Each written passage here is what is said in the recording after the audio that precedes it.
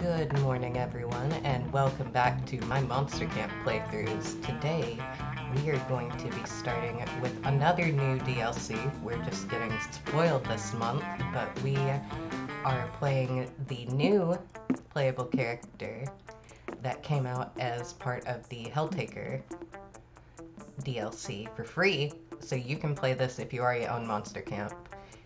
And we're going to be getting in and playing as her. I haven't quite decided who we're going to be going for yet, but probably one of the characters we haven't been going for. Yeah, Modeus is over here in the red zone. Perfect. We'll play as her normal name since she's a new character. I don't know much about her. I need to get in and actually play the game she's from. The game that she's from is completely free as well, so you should go ahead and check that out if you're a fan of Monster Camp. Yeah, she's a lust demon, and I want to own her, like, purse/backpack here, but I'm gonna try to be going along with it. With what she'd probably want. Book of Orgy Etiquette is probably a good one. Penguin Mask, because that's a throwback to Polly.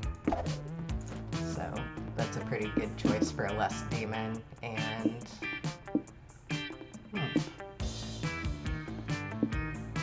cranium lipstick. Yeah, I think uranium lipstick's probably a good one. One might say that the Monster Prom had hardened us on the highs and lows of love. But no, in love we were always absolute beginners. And summer camp was no different. No one talked about it, but the idea of summer love loomed over our heads. Close to the last day of camp, there was a meteor shower happening just 3 weeks away.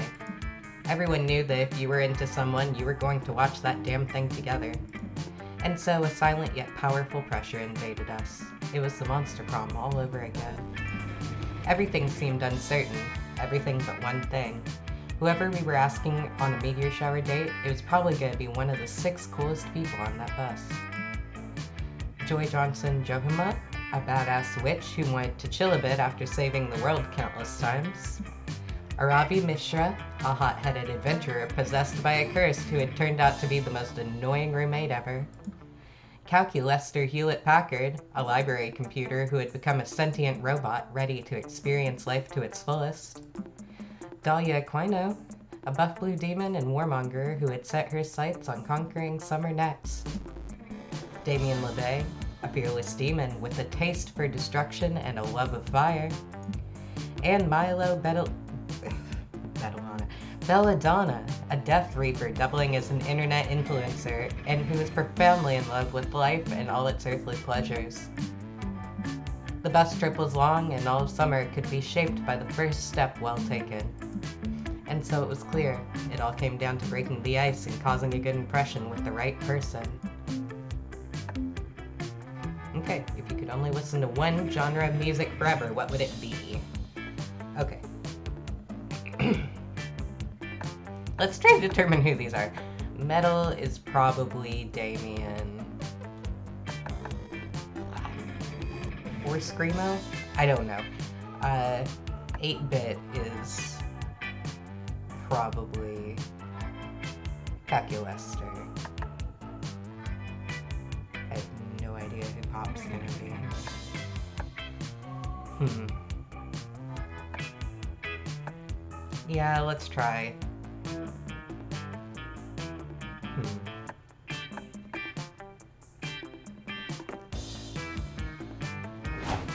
Dahlia. Oh, of course. Nice, I love pop music. Ariana Grande specifically. She's a dangerous woman who isn't afraid to be sexy and dangerous. I love her so much. But the one thing I love almost as much as Ariana Grande is a fellow Ariana Grande stan. So come on over here and sit with me, Modeus. We got lots to talk about at camp.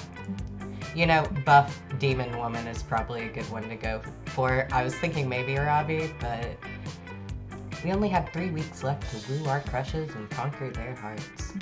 But as I already said, we were young and unafraid, and we were ready to start. Let's do it by the book. She's adorable.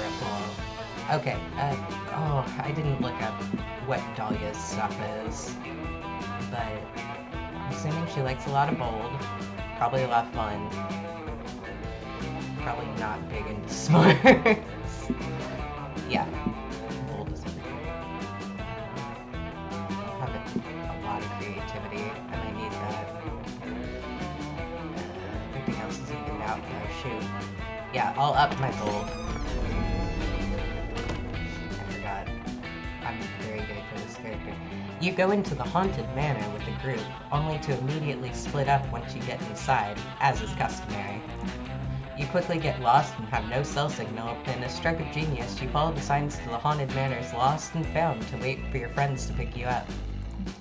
You find all sorts of cool lost knickknacks while you wait. Some bloody gloves, a haunted iPod, and only plays Thriller by Michael Jackson.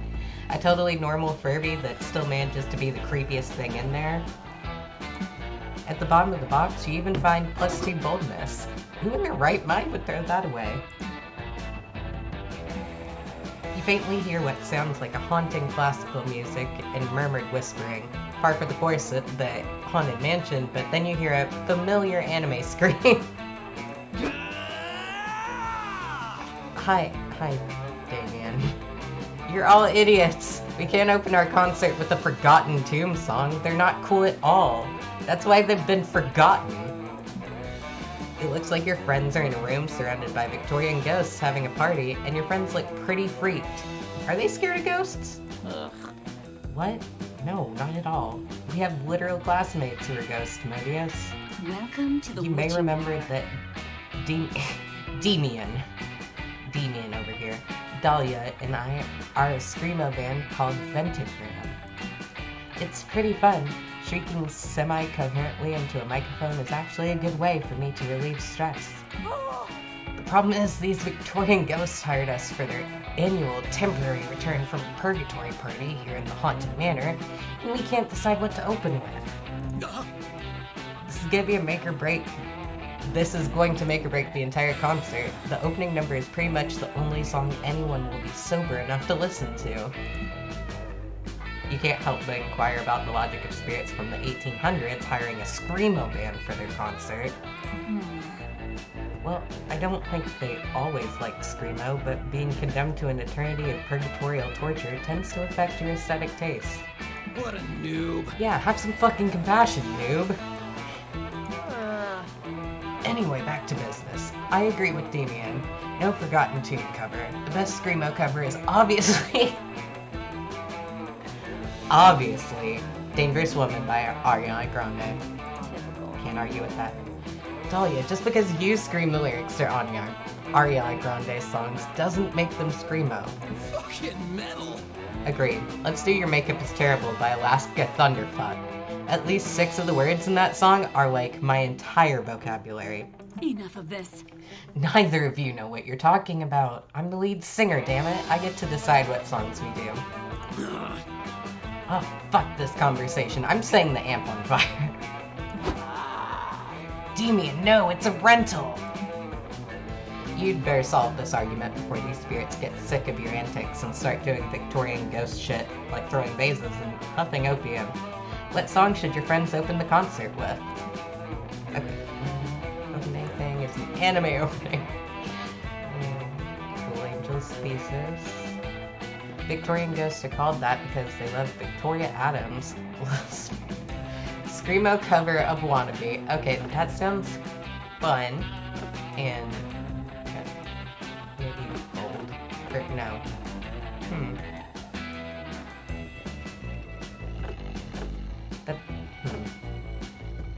Yeah. Yes, please. No, that's great. Oh, that's my lowest stat. Yes, that's an awesome idea. Nothing gets me hyped to crush my enemies like an anime opening, especially the opening of Evangelion. This is not gonna go well. Never thought I'd say this, but I'm with Dahlia on this one. Evangelion fucks hard. But guys, A Cruel Angel's Thesis isn't a Screamo song. Who cares? There are giant fighting robots in Evangelion, Joy. Giant fighting robots. Enough of this. I don't care about the robots. We aren't covering an anime opening at a Screamo concert for Victorian ghosts. That's just ridiculous. Fuck you then. We'll do it without you if we have to, right, Dahlia? Let's seize the summer! Yes! Is this what it feels like to be on the other side of a mutiny? Wow, I've never felt so alive. Has it occurred to anyone that I'm the only one here who can speak fluent Japanese? Neither of you are going to be able to sing the song. It doesn't matter. The power of anime will be on our side. The power of anime hardly provides the equivalent of an extensive language course in an admittedly difficult language. Too late. Demon and Dahlia opened the concert with A Cruel Angel's Thesis, both babbling in what they apparently think sounds like Japanese. Oh no. I should have known. I knew that only my leadership skills were capable of keeping Demian and Dahlia's egos contained and preventing this whole band thing from crashing and burning. I'm out. Joy's not wrong. The pseudo-Asian babbling is kind of offensive, so the rest of the concert is cancelled and replaced by a workshop on understanding the importance of cultural sensitivity. Moreover, Evangelion reminded the ghosts that they didn't become angels when they died and are instead doomed to roam eternally throughout purgatory. Oof. All in all, it's a terrible concert, and you get blamed for that since the weeb nonsense was your idea. You lose 2 smarts and 1 fun. Oh, okay. Off to a great start today. Let's do it by the book. Yeah, let's try it by the books this time. I'm gonna fix my creativity, I think. Wow, it's adorable. That day in Monster Scouts, you all learned to identify different animal tracks. That doesn't look like animal tracks. First, you practice identifying bears and deer, but then you start having to identify way more specific tracks. You identify the tracks of a sculptor, half human, half sculptor. You follow the tracks until you find the legendary beast. The sculptor teaches you the basics of sculpture. You gain +2 creativity. I don't know how you tell the difference. Yourself. So sell as many Monster Scout cookies as you can, kids.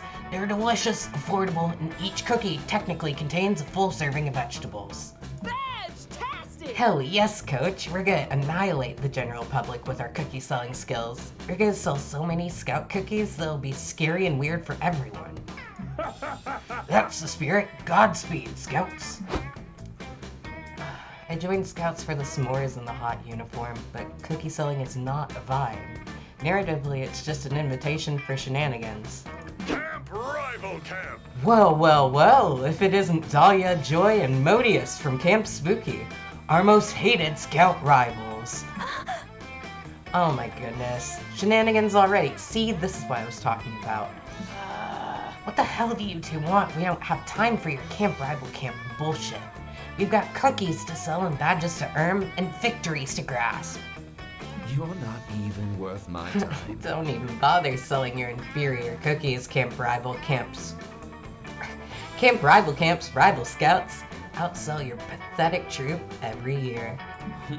And this year, the troop with the highest sales in the region gets to decide which charity all the profits will be donated to.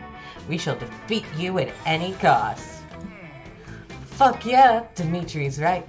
We're gonna sell the most cookies ever, and then we're gonna give all that money to PETB. You know, people for the erotic treatment of bulls. Dimitri and I are super bangable, and we're willing to make it to make a sale. Your troop has no choice, and just in case, we got our secret weapon. Typical. I can't believe I'm asking this, but what's your secret weapon? I'm not actually interested. I just have a strong feeling that it's gonna be idiotic. It's a forbidden secret of our troop, but since we're rivals, I'll tell you. We hide a razor blade inside each rival cookie. Oh, and we also fill them up with lots of poison. That way, if you eat a cookie, you die. And if you're dead, there's no way you can buy cookies for any other loser scout troops. Catch you later, losers. Ugh. Okay, we obviously have to stop them. This is a takeover! Yeah, they're our rivals. We can't sell us cookies and them. That would be losing. Holy shit. No, Dahlia. We can't let those guys kill a bunch of innocent people with razor poison cookies. I guess we need some kind of plan to stop them. Coven? I have a perfect plan. Since we're witches, let us use magic to stop Morty and Dimitri. We're both in the coven after all. Not in the coven! Dahlia, you're not in the coven! I swear to fucking goddess! This is going south fast. Impress your friends and defend your troops' honor by figuring out how to stop Dimitri and Morty from selling a single poisoned cookie. Right. Convince them that they're secretly robots. They'll be questioning their own sentience so hard they'll forget about the cookies. I have 3 smarts. I don't think I'm gonna get away with that. Convince Dimitri and Morty that society's collapsed. Cash is worthless. Cookies are the closest thing that new society has to currency.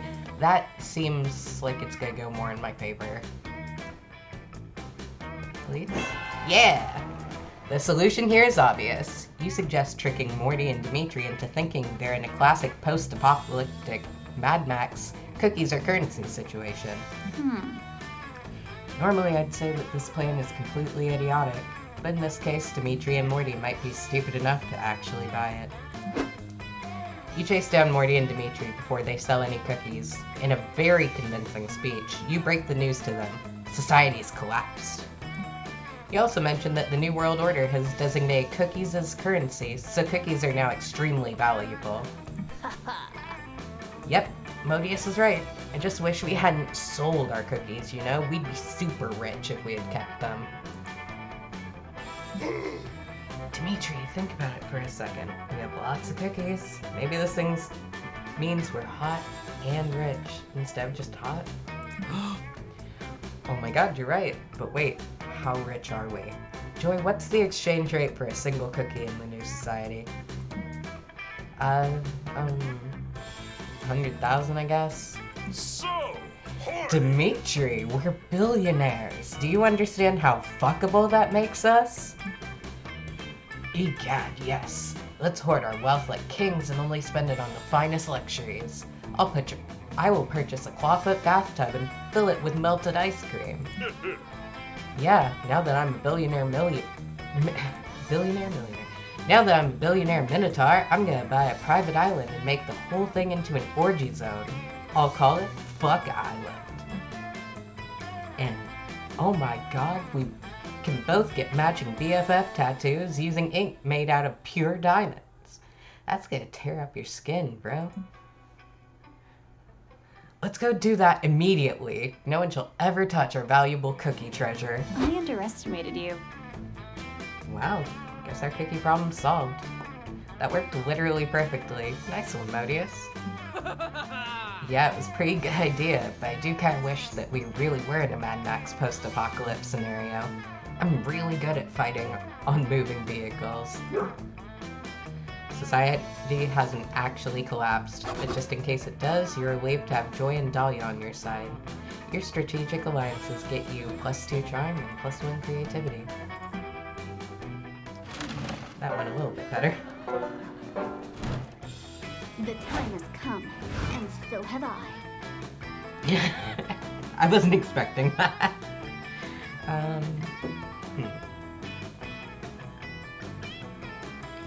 Do you want to switch or keep going for a Ravi?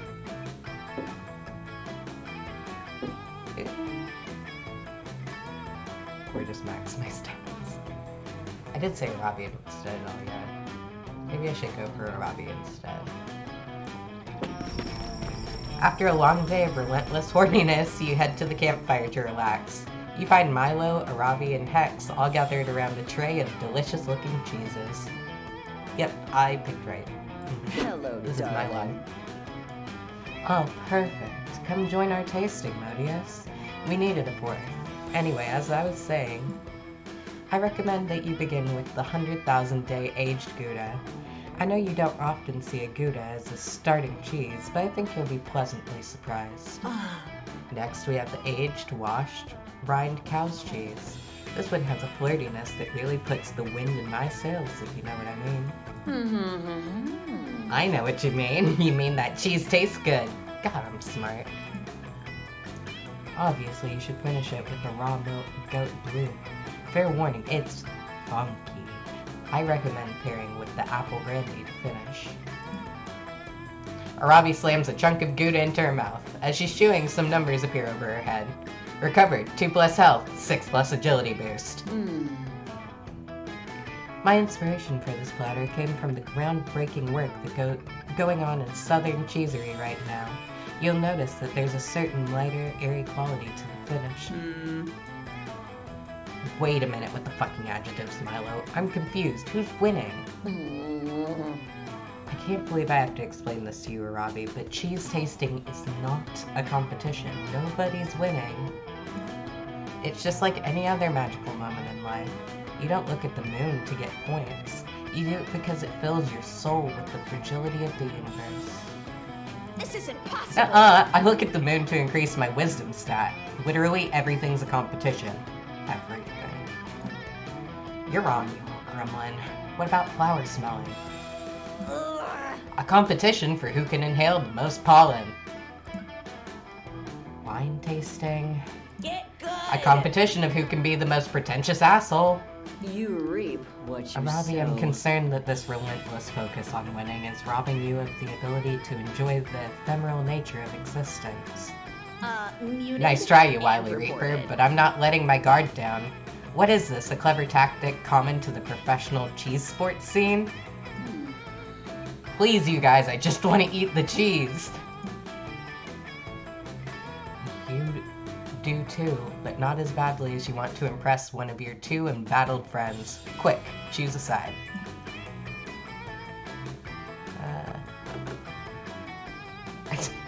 Us versus the cheese, and we win by having a great time together.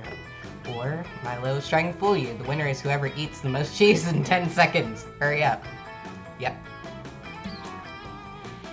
You warn Arabi that Milo is obviously trying to trick her. The rules here are just like any other eating competition. Eat the most the fastest. That's completely wrong, Modeus. I'm not trying to... Ravi girl. I've got my stopwatch right here. Go, Arabi. Clock's ticking. It's too late. Arabi is already force-feeding herself as much cheese as possible. For such a relatively small person, she's a fucking eating machine.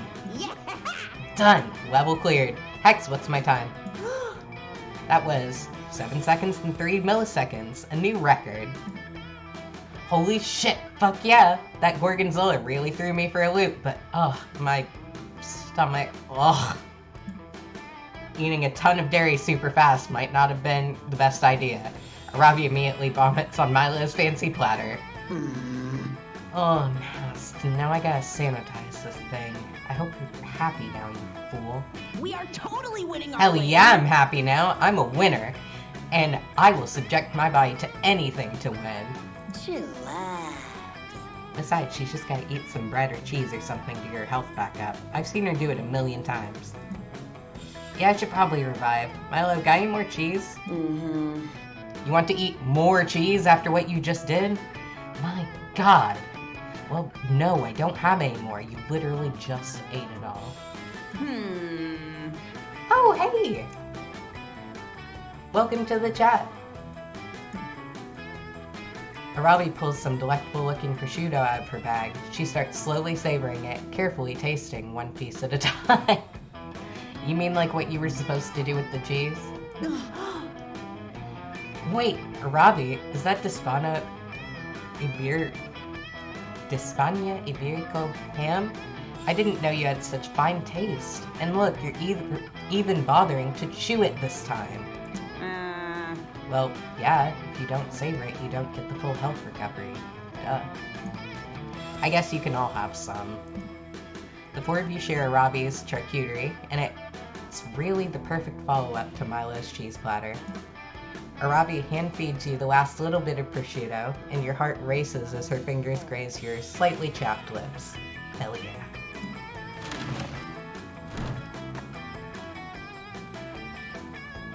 This always bites me in the butt. Weekend is here, and so you go to visit Juan, the small magical Latino cat. Well, well, well. I hope you have your reflexes ready, because what I have ready is a selection of weird, questionable drinks. Sharpen your fingers. because here we go.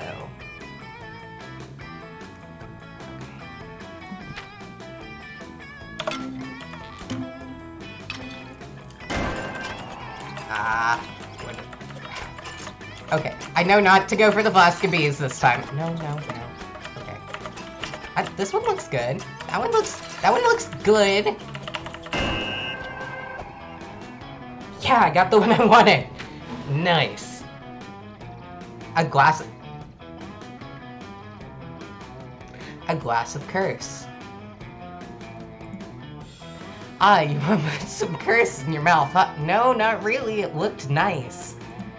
Well, give it some time and maybe your wishes will come true. Let's drink Oh. our sins away. Oh, nice! Okay, never mind. It's a secret.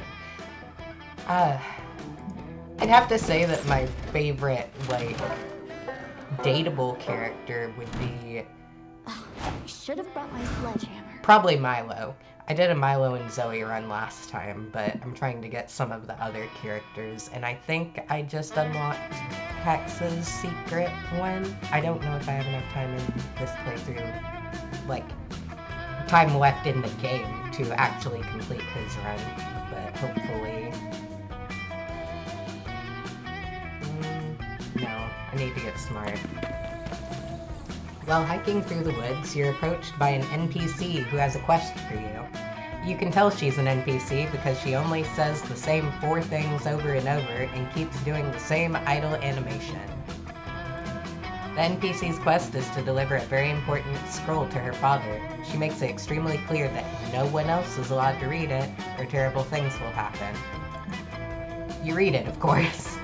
It turns out her father's secret recipe to the perfect peach cobbler.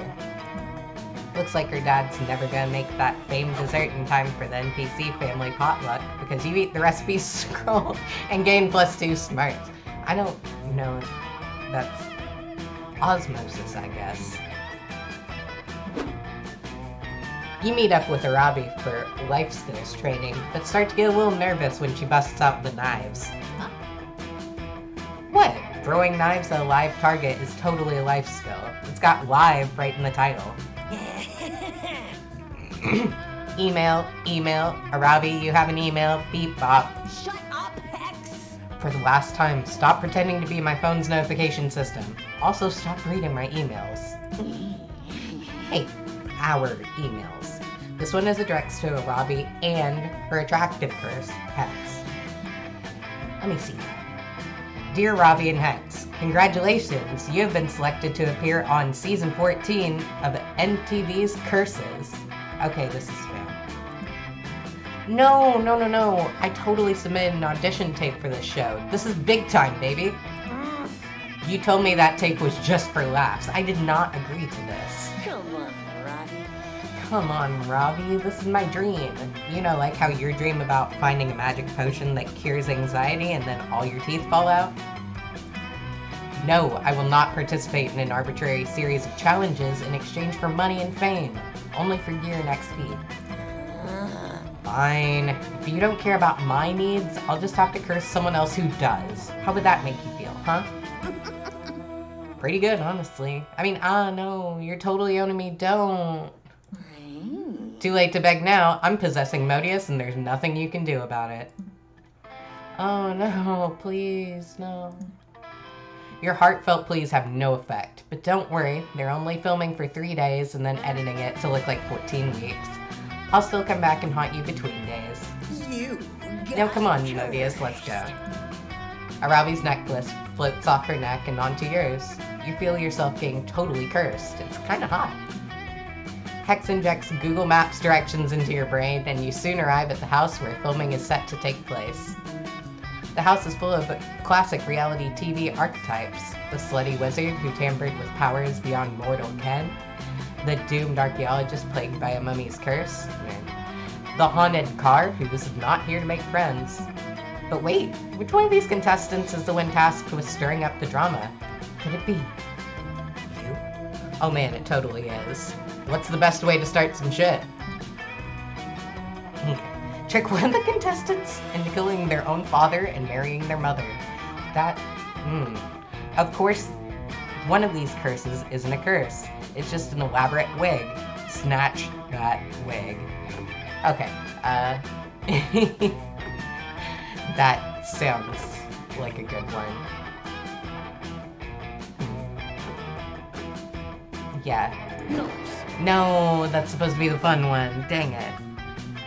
Ooh, good idea. Wig snatching is a time-honored reality show tradition. Now let's see, who's it gonna be? Definitely not a Henkate. He's too chill to be a wig. He told me he melted that archaeologist's face just to see the look on his melted face. Classic. I guess Hatterbash could be a wig, but I've never seen a wig devour the souls of quite that many children at once. What about... Oh wait, I got it! Tad, age 23, from Miami, Florida, reportedly cursed with a killer six-pack and a need to party. I thought there was something suspicious about how his curse never says anything and is also made out of hair. Let's do it. Let's snatch that wig. You don't need any more encouragement. After all, you are a catty bitch who lives for the drama. You yank that wig right off, revealing... Beneath the wig, a rat sits in a tiny command center, controlling all of Tad's behavior by tugging on his motor neurons. Wow, what a twist! I can't wait to be rewarded for our terrible behavior.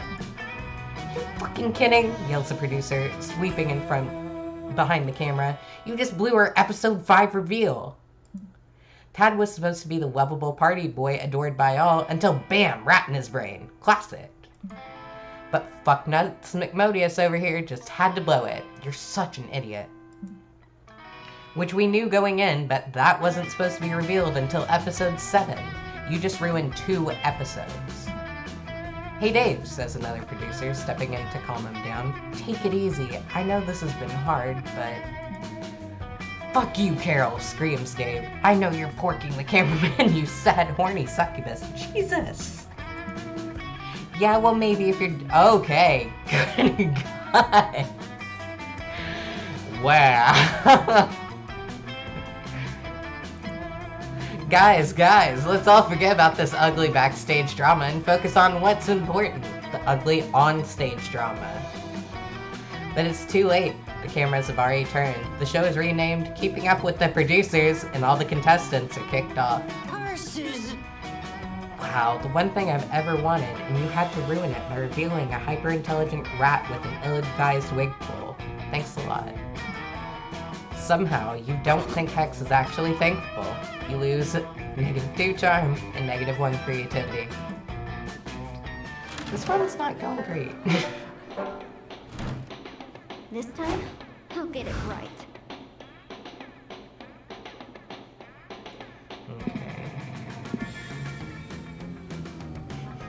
This time he'll get it right, you say. Oh, that's cute! That day at the lake, you start a super soaker fight that turns into an all-out war. The enemy team manages to capture the northern section of the lake, but you take a few of their members hostage and learn their empire's weaknesses. You lead a full-scale infiltration. Thousands of soldiers get totally soaked. It's a bloodbath. After several hours, the enemy team surrenders, and you gain +2 fun from the peace treaty. Hey.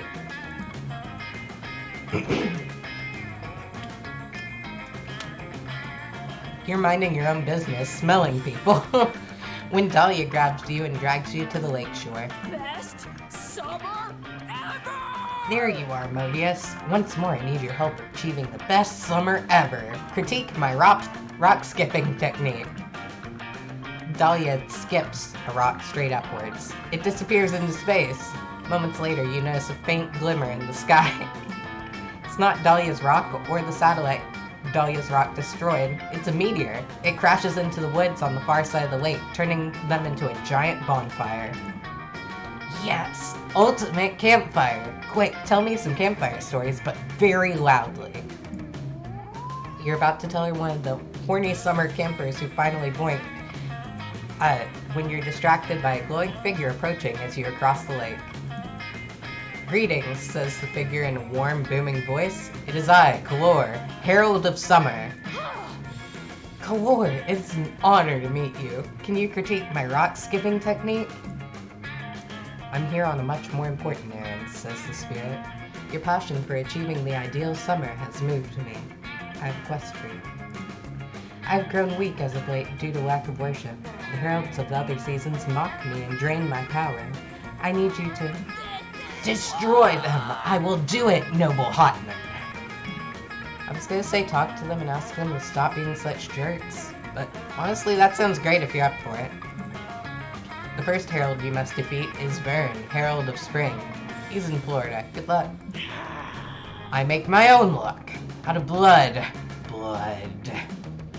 Moments later, you're face to face with Vern. It turns out traveling to Florida is easy. You just mix a can of Bud Light with cough syrup and you're there. What's up, bros? Says Vern while shotgunning a hard seltzer and thinking about boobs. Here to defeat me on behalf of that nerd Kalor? Yes, and also to get tan. A good tan is critical for the best summer ever. Says Vern, doing 3 keg stands at once by the grace of his divine might. Suck my Easter eggs, losers. No one can defeat me, he says. I'm gonna live forever. Spring break, woo! You'll just see about that. It just so happens that you know the perfect technique for defeating the Herald of Spring. Do I? Remind him that spring is just a lame opening act for summer. Or allergies. Yeah. No. How is that smart? How is that a smart stat? You wish, bro, says Vern, sharing a blunt with a baby lion his buddy rented unethically. If anything, spring's the new summer. What? Impossible. Summer is the new summer. Maybe last decade, says Vern, but that was before global warming became a tragic and unstoppable certainty. Rising temperatures worldwide will make spring as hot as summer used to be, and then some. Also more hurricanes. But if spring replaces summer, what will summer be? I don't know, man. That's not on me. I heard they're thinking of calling it the Great Dying or something, though. The Great Dying? I love dying. This sounds like a fantastic development. What? No, people are gonna starve to death. Disease will run rampant. You'll hate it. Good! I've been searching for adversity to temper my unbreakable warrior spirit. So far, it sounds like Modeus was right about spring. What else you got? Well, spring is the most popular movement of Vivaldi's 4 seasons. Are you serious? This changes everything. It does? Of course, the relative popularity of classical pieces is the only metric I accept for determining a season's worth. Forgive me, Master Vern. I hereby pledge myself to the service of spring. Cool, says Vern. Get me a beer? Dahlia rushes off to do his bidding. If she's gonna be spending all her time helping out this divine douchebag, you'll doubt she'll have time for summer romance. You lose -2 charm and -1 fun. I feel like I might be spending the summer alone. Okay.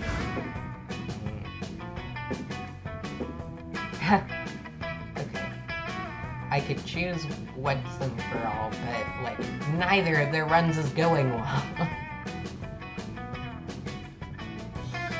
I guess. Later, you're craving a healthy dose of attention from your peers when you spot Dahlia and Arabi by the campfire. So once I ripped his biceps off, he pretty much knew I'd won, but he still agreed when I asked him to get in a quick makeout before I delivered the mortal blow. So awesome. Arabi. Here for it. Oh my god, Dahlia, you blue boss babe, you were so bad. Looks like Dahlia, Arabi, and Hex are conducting one of their classic girl talk sessions. You butt in as usual. You can join our girl talk if you want, Modeus, but you better be conversing at the top of your game. Today we're discussing the ultimate girl talk subject. Crushes. Robbie, you choose a short bone, the rabbit spine. You're first. Who's your secret crush? The rules of girl talk dictate that you have to tell us, or at least give us hints. Whoa, is this a Robbie about to admit that she has an emotion? And that emotion is romantic in nature? And that she feels that towards another person and not a battle axe? Come on, you guys, do I really have to say it? Well, if I have to admit it, I've always had a secret crush on that centaur mini-boss that lives right outside the woods. Arabi, are you fucking serious? Is that why we keep taking those patrol shifts on the forest perimeter? Those were at 3 a.m., Arabi. Whatever. I know it's kind of embarrassing, but he's pretty buff, and I want to hear all the muscle squelching sounds when I crush him. What? Okay, I admitted mine. Now you have to say yours, Dahlia. Tell us who's your secret crush. This is kind of tough, because I usually just tell someone directly when I'm crushing on them. I don't really bother keeping my crushes secret. But I guess my current #1 crush is Timothy Chalamet. I just can't stop fantasizing about crushing it. These are both the... Okay, I just can't stop fantasizing about crushing him. Just one of my boots could crush all of his bones. We're meant to be. It's not what crushes are, either of you. Dear God. By crushes, Dahlia and Arabi literally mean people they want to crush. Every time I get a new crush, I totally get this intense feeling of butterflies in my stomach. It lasts right up until I stomp the last drop of blood out. I get that too, and I get kind of jealous. I don't like anyone else to crush my victims. What about you, Modeus? Any crushes we should know about? Dahlia and Arabi just gave you the perfect opportunity to hint that you're interested in one of them. Flex your girl talk skills and crush this combo.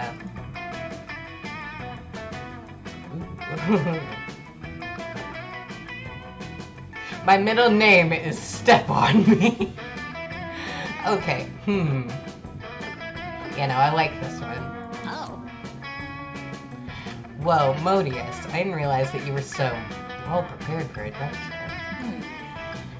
Arabi, are you blushing right now? Or is that a side effect of that poison worm potion you drank earlier? What kinds of equipment are you talking about? And oh, what items do you keep in your quick draw? Anything really, really dangerous? You start by describing all the raw materials in your inventory, including your gold and iridium ores. Then you slowly talk her through your ranged weapons. Wow, when did you get so much inventory space? You could fit a merchant town in your pockets, Modeus. Finally, you show Arabi the first item in your quick draw, your magic wand. Its core is made of mistletoe and ancient whale grease, and it's got a +6 buff on your spell casting. And best of all, it's made of body-safe silicone. Dear gods, that sounds like some fucking top-notch equipment, Modeus. It's also upgraded. Yeah, sounds like you got the gear worthy of a warrior. Hey, do you find that your equipment ever comes in handy for boning? Happens to me all the time.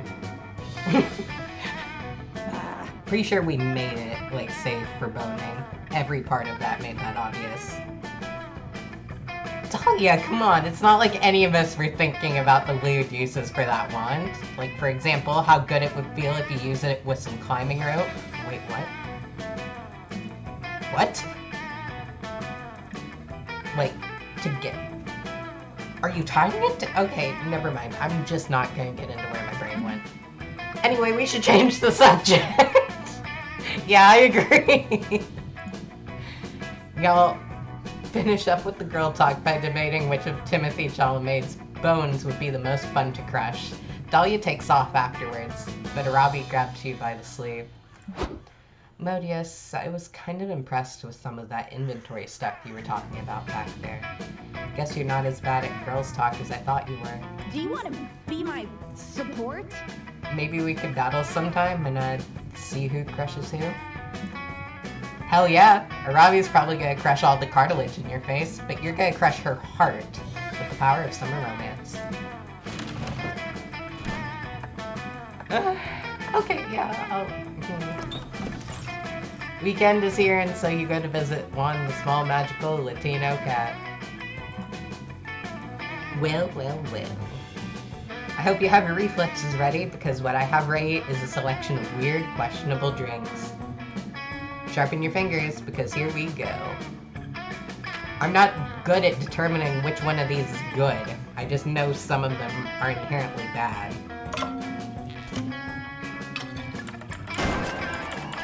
Maybe this one that has a halo? That's holy water. I don't know what that does. No! Oh. Those are Oz shots. Phobia shots. No. Oh no. Let's do some phobia shots. You know what they say, if you can't overcome your fears, drink them. Cheers to you. Doing that surely is bold. Nice! I didn't need a bunch more bold, but I love Oz so much. I didn't have to drink him.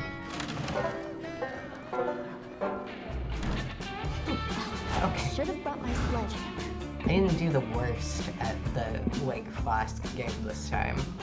Didn't do the best here. I haven't seen you over here. You're so cute! That day at the Camp Dome, you played Never Have I Ever Extreme. Every time someone mentions something you've done, you have to cut a finger off. Yakuza style. But besides the finger part, this is finally a great time to brag about all the cool illegal things you've done. You're the first out, and while they're sewing your digits back on, you get to regale your friends with stories of how you robbed a bank while wearing your grandfather's skull as a hat. You're so cool. Also, they sew you 2+ charm to your left hand by mistake. Capture the flag. Truly the dodgeball of Camp Spooky. Alright, Team Blue, who's ready to go hard and crush Team Red into the ground where they belong? Calculester Hewlett-Packard reporting for duty to defend my team, Fred Dahlia. What? Doing it for the ground. Don't forget to like and Okay, subscribe. pre-game selfie time. Not to be confused with mid or post-game selfies. Everybody say Team Blue. Team Blue! Wait, friends, Team Blue, look in the background of this selfie. Behind us, trying to steal our flag, is that... Oh shoot, looks like you caught me. That's right, Team Red will be crushed into the ground, where you belong. Wait, Batness doesn't seem super concerned. Why doesn't Batness seem super concerned?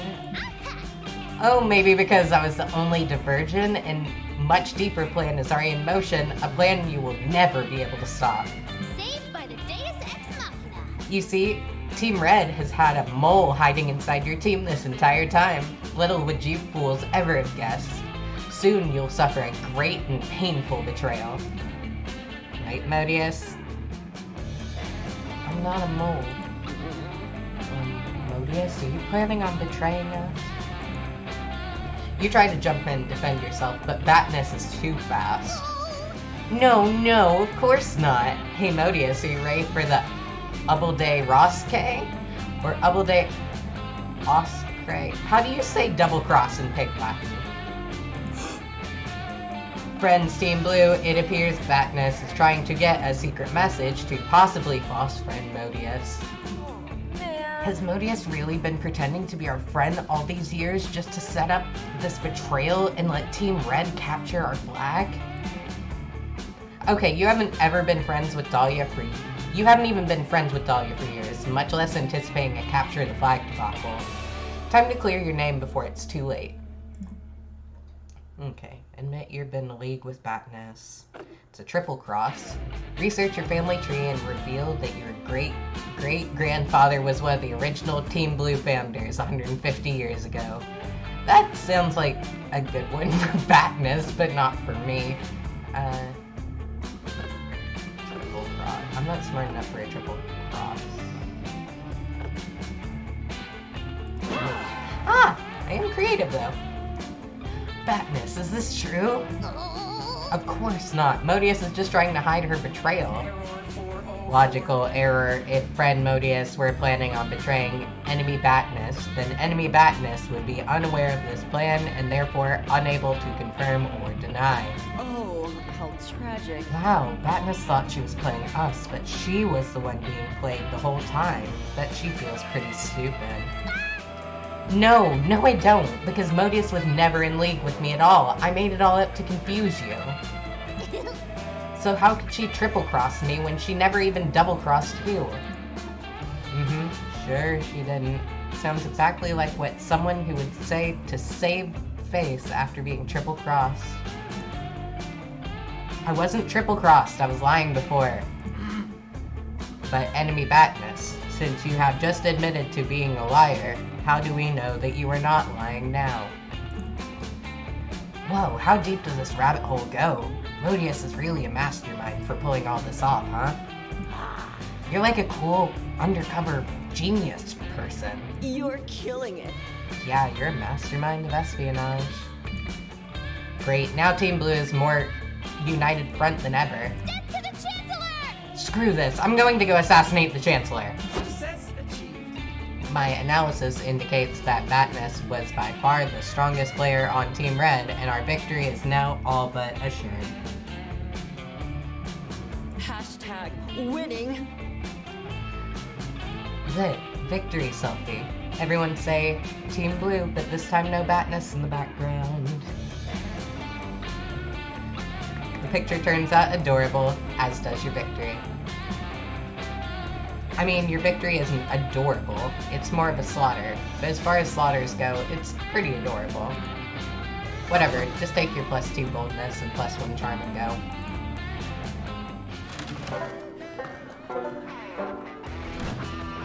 Let's do it by the book.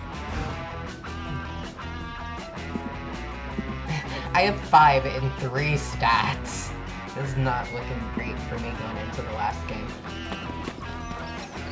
She's so cute. I wish she was a dateable character, honestly. Most of the beachgoers leave, but no, you will enjoy a fun lake day, damn it. You had a really rough morning and you won't let anything else stop you from gaining fun. You aggressively splash in the lake and laugh as loudly as you can, hoping the clouds will give up on trying to ruin your day. Instead, the lake gets struck by lightning. When you wake up from the electrocution coma, you're on shore, the sun is shining, and you have a cool new facial twitch. You win! You gain +2 fun. You join a game of volleyball with your 3 most violent friends, Dahlia, Damien, and Arabi. Nice. Group dates. Maybe one of them will accidentally injure you with a volleyball and you get to act out a real-life hurt comfort fanfic. That sounds like more of one of Zoe's lines.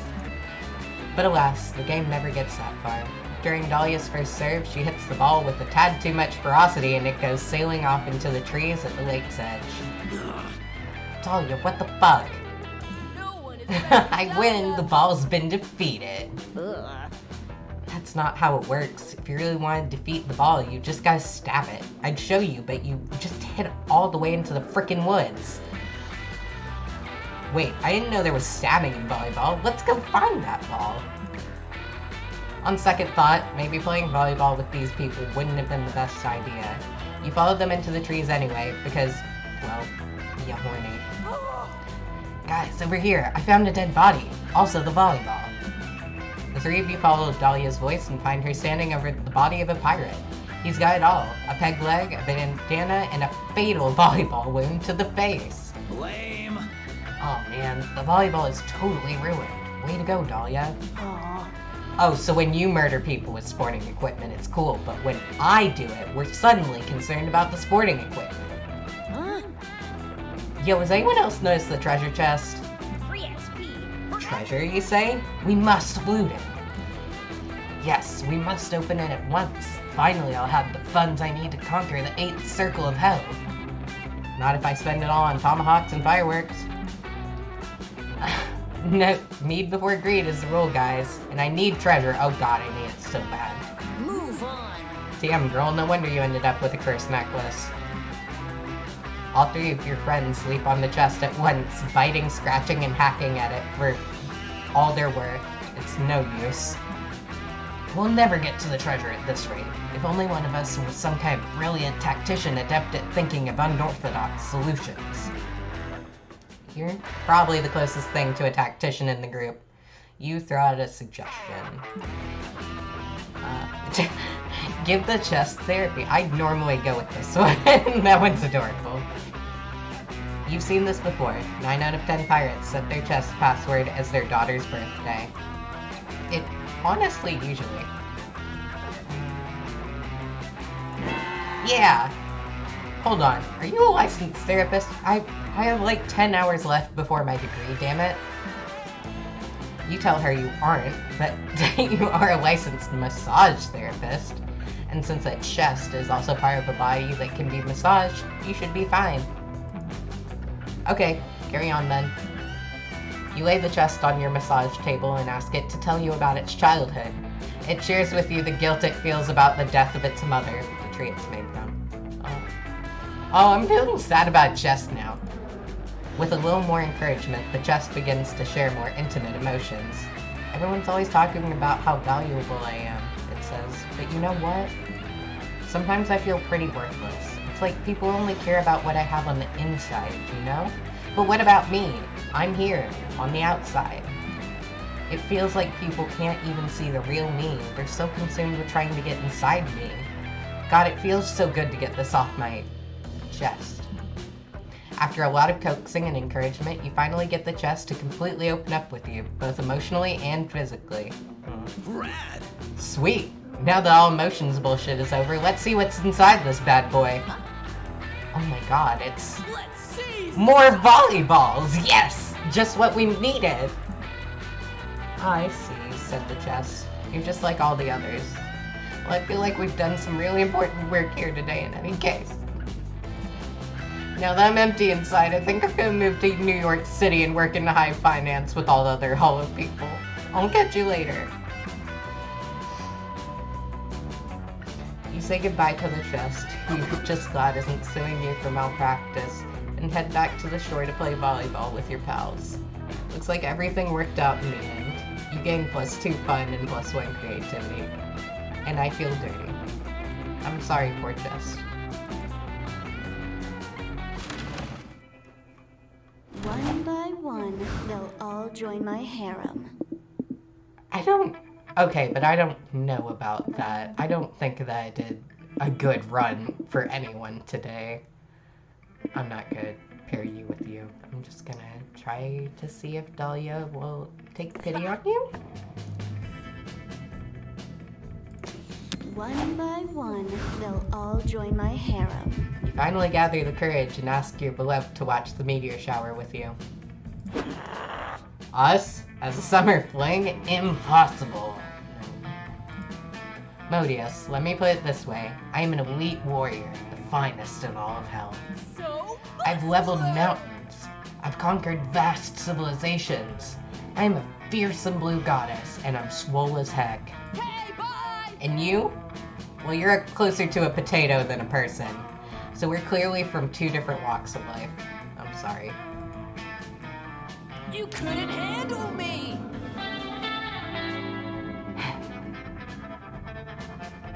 All may seem lost, but you once heard the phrase, lucky at cards, unlucky in love. So by sheer logic, you must be very lucky at cards. You go to the casino and bet all your belongings at blackjack. It turns out the saying is pure BS. You're now alone and poor. I was already poor.